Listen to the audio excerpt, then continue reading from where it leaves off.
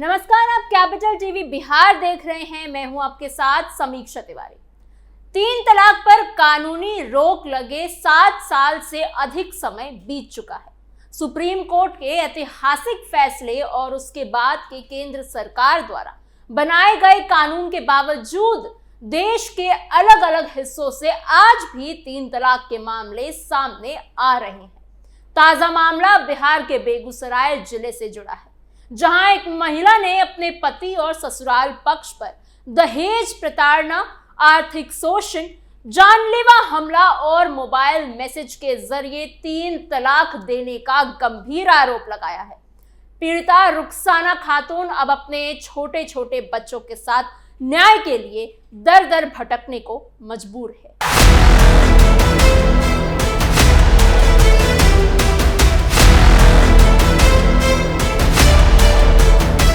रुखसाना खातून की शादी 11 मार्च 2022 को बिहार के बेगूसराय के पोखरिया निवासी 34 साल के मोहम्मद मकबूल के साथ हुई थी। रुखसाना की ये दूसरी शादी थी, जबकि मकबूल की पहली।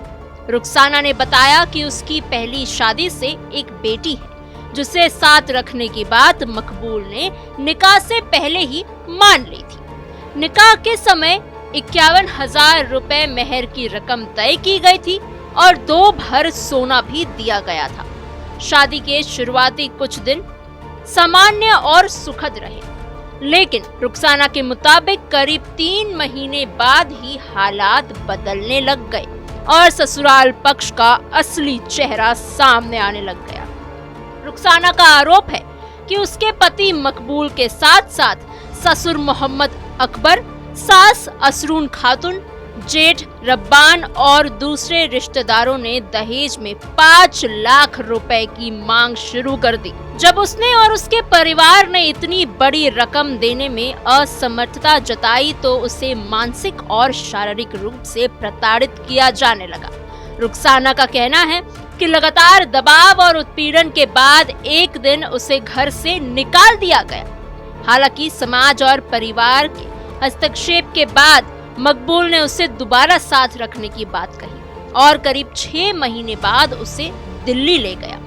दिल्ली पहुंचने के बाद रुखसाना के अनुसार मकबूल ने कारोबार शुरू करने के नाम पर उसकी मां से 5 लाख रुपए की मांग की। मां ने बेटी के भविष्य सोचकर अपने गहने गिरवी रखे और कर्ज लेकर ये रकम दी, इस शर्त के साथ कि व्यापार चलने पर पैसा वापस कर दिए जाएंगे।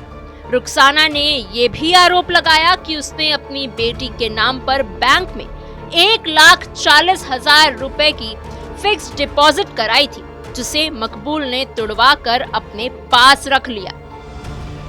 रुखसाना का दावा है कि अब तक उसके पति ने उससे और उसके परिवार से कुल मिलाकर लगभग 16 से 17 लाख रुपए की ठगी की है।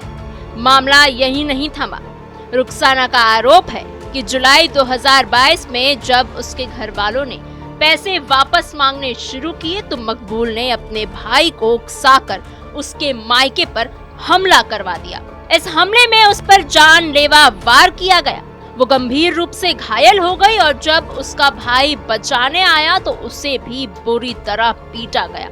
घायल अवस्था में रुखसाना को अस्पताल में भर्ती कराया गया, जहां डॉक्टरों ने पुलिस को सूचना देने की सलाह दी। हालांकि उसी दौरान मकबूल ने माफी मांगते हुए भविष्य में ऐसी हरकत ना करने का आश्वासन दिया, जिसके बाद मामला तत्काल दर्ज नहीं कराया गया। जून 2023 में रुखसाना ने एक बेटे को जन्म दिया, जिसका नाम अरसलान खान रखा गया। लेकिन महिला का कहना है कि बेटे के जन्म के बाद भी हालात नहीं सुधरे, बल्कि प्रताड़ना और ज्यादा बढ़ गई। दिल्ली से फोन पर उसे अपशब्द कहे गए और यहाँ तक कि देह व्यापार में ढकेलने की धमकी भी दी गई। रुखसाना के मुताबिक 20 फरवरी 2024 को मकबूल ने मोबाइल पर मैसेजेस भेजकर 3 तलाक लिख दिया।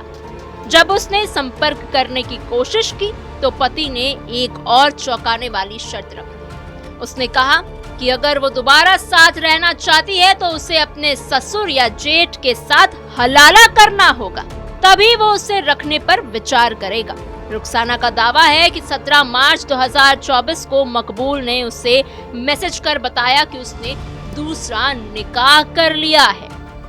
साथ ही उसका देवर मोहम्मद अबूल लगातार उसे और उसके परिवार को जान से मारने की धमकी दे रहा है। रुखसाना आज अपने छोटे बच्चों को लेकर असुरक्षा और भय के माहौल में जी रही है। उसका कहना है कि पुलिस ने कई बार शिकायत करने के बावजूद अब तक उसे न्याय नहीं मिला है। ये मामला एक बार फिर सवाल खड़े करता है कि जब 3 तलाक को कानून अपराध घोषित किया जा चुका है, तब भी ऐसे मामले में कार्यवाही में देरी क्यों हो रही है। रुखसाना न्याय की गुहार लगा रही है और चाहती है कि दोषियों के खिलाफ सख्त कार्रवाई हो, ताकि किसी और महिला को इस तरह की पीड़ा से ना गुजरना पड़े। आपको हमारी खबर कैसी लगी हमें कमेंट बॉक्स में जरूर बताइएगा। ऐसे और जानकारी और खबरों के लिए बने रहिए कैपिटल टीवी बिहार के साथ।